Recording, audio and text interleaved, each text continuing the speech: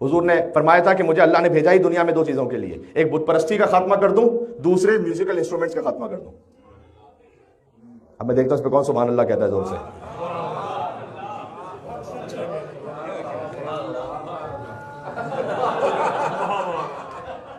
माशाअल्लाह आप सभी सुभान अल्लाह कह सकते हैं, इसलिए कि इस पर सुभान अल्लाह वो कह सकता है जिसके घर में म्यूजिकल इंस्ट्रूमेंट्स ना हो।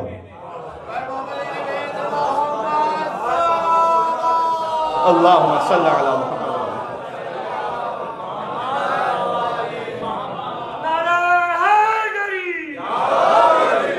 और म्यूजिकल इंस्ट्रूमेंट से मुराद मेरी वो रिवायती मौसीकी के आलात नहीं है फकत। ये मोबाइल भी आपका म्यूजिकल इंस्ट्रूमेंट बन सकता है। आपका लैपटॉप, आपका मोबाइल।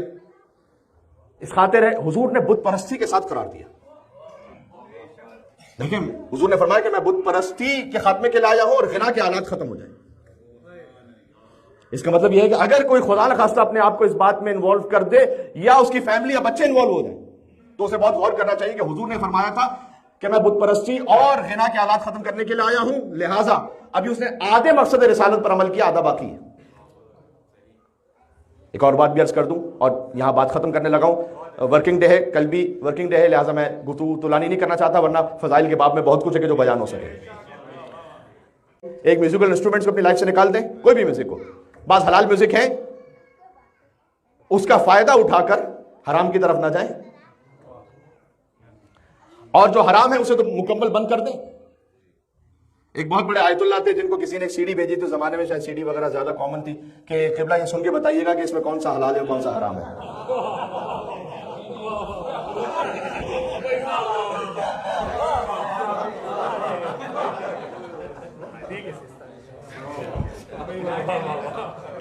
तो अब आयतुल्लाह का यही काम रह गया है कि वो आपके मजे के लिए नेटफ्लिक्स खोल खोल के देख के बताएं कि कौन सा शो हलाल है कौन सा हराम है। उन्होंने कानून दिया हुआ है, उस कानून के मुताबिक आप की जिम्मेदारी है कि आप फैसला कीजिए। लाहौ लाभ वाला जो म्यूजिक है, जो म्यूजिक कंसर्ट की महफिलों से मुनासिब रहता है, छोड़ दें। हुजूर की आमद का मकसद आप पूरा करेंगे। बात बात हो रही, इसलिए कि जो हदीस में आएगा जो बहुत ज्यादा म्यूजिक सुनने का आदी हो उसके दिल में निफाक ऐसे उभरता है, मुनाफिकत, हिपोक्रेसी।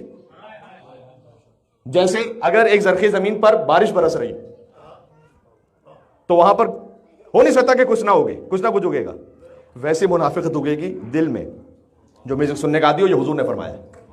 ये जो आप कहते हैं ना, ये पेरेंट्स अक्सर शिकायत करते हैं, बल्कि बच्चे भी अपने पेरेंट्स के लिए शिकायत करते हैं कि वो डबल फेस्ड है।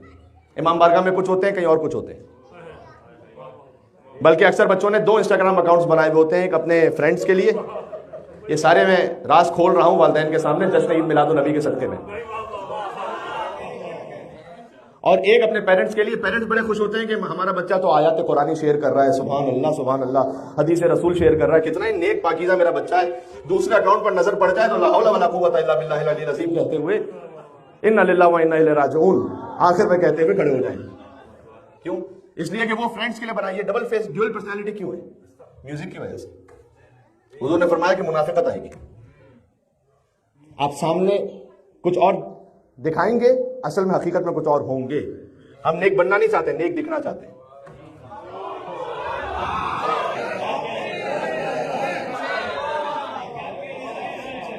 ये सोशल मीडिया की बात समझ में आ रही है आपको मेरे भाई?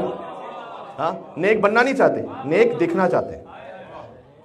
ये सब इस वजह से है कि शैतान ने म्यूजिक को हमारी नस नस में हर जगह घुसा दिया, तो खुद ब खुद मुनाफिकत आएगी।